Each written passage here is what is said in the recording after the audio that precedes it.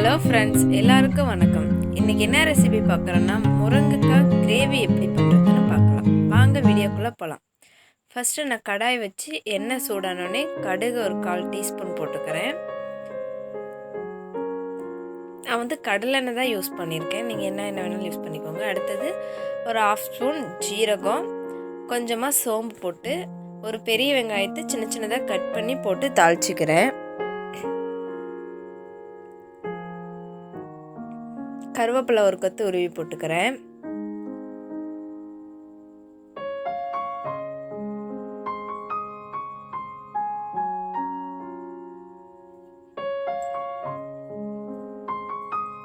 நல்லா வெங்காயம் வதங்கி வந்தோடனே ஒரு 3 பெரிய சைஸ் தக்காளி எடுத்து நல்ல பேஸ்ட்டாக அரைச்சி இந்த கிரேவியில் இந்த வெங்காயத்திலே ஊற்றிக்கலாம். ஊற்றி நல்லா வதங்கி ஒரு நிமிஷம் போல் அப்படியே விட்டுறலாம். நல்லா வதங்கட்டும். இப்போ இந்த கொஞ்சம் வர சமயத்தில் மஞ்சத்தூள் ஒரு 1/4 டீஸ்பூனும் கல்லுப்பு ஒரு 1/4 டீஸ்பூன், இந்த தக்காளிக்கு தேவையான அளவு கல்லுப்பும் போட்டு நல்லா மிக்ஸ் பண்ணி விட்டுறலாம். மிக்ஸ் பண்ணி க்ளோஸ் பண்ணி வச்சு எண்ணெய் பிரிஞ்சு வர அளவுக்கு இதை நல்லா வதங்கி விடணும். நான் முருங்கைக்காய் எடுத்துக்கிறேன். இப்போ பாருங்கள், நல்லா எண்ணெய் பிரிஞ்சு வந்துருச்சு. தக்காளி நல்லா நான் அந்த கடாயில் ஒட்டாத எண்ணெய் பிரிஞ்சு வர அளவுக்கு நல்லா ஸ்லோ ஃப்ளேமில் வச்சு அந்த தக்காளி நல்லா வதக்கிக்கலாம். இதுக்கப்புறம் நம்ம முருங்கைக்காய் எடுத்து இதில் போட்டுடலாம். முருங்கைக்காவை இதிலே போட்டு நல்லா மிக்ஸ் பண்ணிக்கலாம்.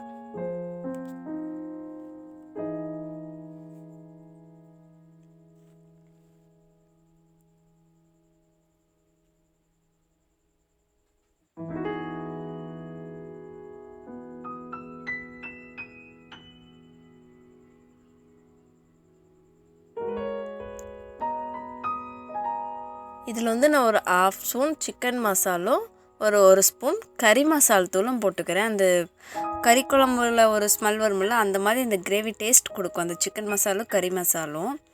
இப்போ இது ரெண்டும் போட்டு நல்லா மிக்ஸ் பண்ணி கொஞ்ச நேரம் அப்படியே க்ளோஸ் பண்ணி வச்சுருங்க. அந்த மசாலாலாம் அந்த முருங்கைக்காய் ஒரு 2 மினிட்ஸ் இறங்கட்டும். இதை நம்ம க்ளோஸ் பண்ணி வச்சுட்டு இதுக்கு ஒரு கிரேவி ஒரு மசாலா ஒன்று ரெடி பண்ணிக்கலாம். நான் இதுக்கு என்னென்ன எடுத்துருக்கேன்னா தேங்காய், இஞ்சி, ஒரு பூண்டு ஒரு 10 பருப்பு, கொத்தமல்லி, மிளகாய் ஒரு 4, நிலக்கடலை, முந்திரி பருப்பு 5, அப்புறம் கருவேப்பிலை தழை, புளி கொஞ்சோண்டு, அப்புறம் பட்டை ஒரு பீஸ், கிராம்பு ஒரு 3, ஏலக்காய் 1, அப்புறம் இந்த ஸ்பூனில் தான் நான் அந்த மல்லி, ஜீரகம் இதெல்லாம் எடுத்திருக்கேன். மல்லி 1 ஸ்பூனு, ஜீரகம் 1/2 ஸ்பூன், சோம்பு 1/2 ஸ்பூன், மிளகு 1/2 ஸ்பூன் எடுத்துக்கிறேன். இது எல்லாமே நான் இந்த ஸ்பூனில் தான் அளந்து எடுத்துக்கிட்டேன்.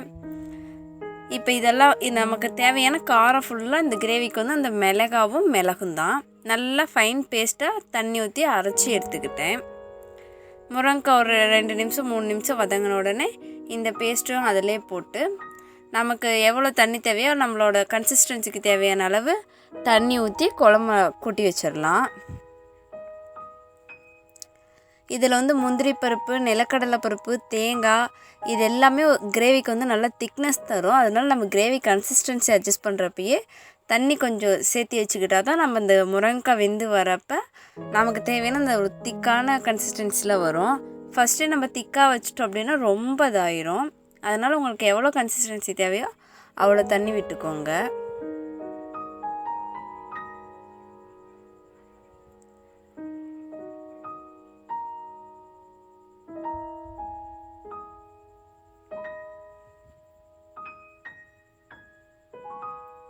உப்பு காரம்லாம் செக் பண்ணிக்கோங்க. நம்ம ஏற்கனவே காரத்துக்கு மிளகெல்லாம் அரைச்சி போட்டிருக்கிறோம். உப்பு தக்காளிலேயே போட்டிருக்கோம். அதனால் நீங்கள் செக் பண்ணிவிட்டு உங்களுக்கு எவ்வளோ உப்பு தேவையோ அவ்வளோ உப்பு போட்டுக்கோங்க.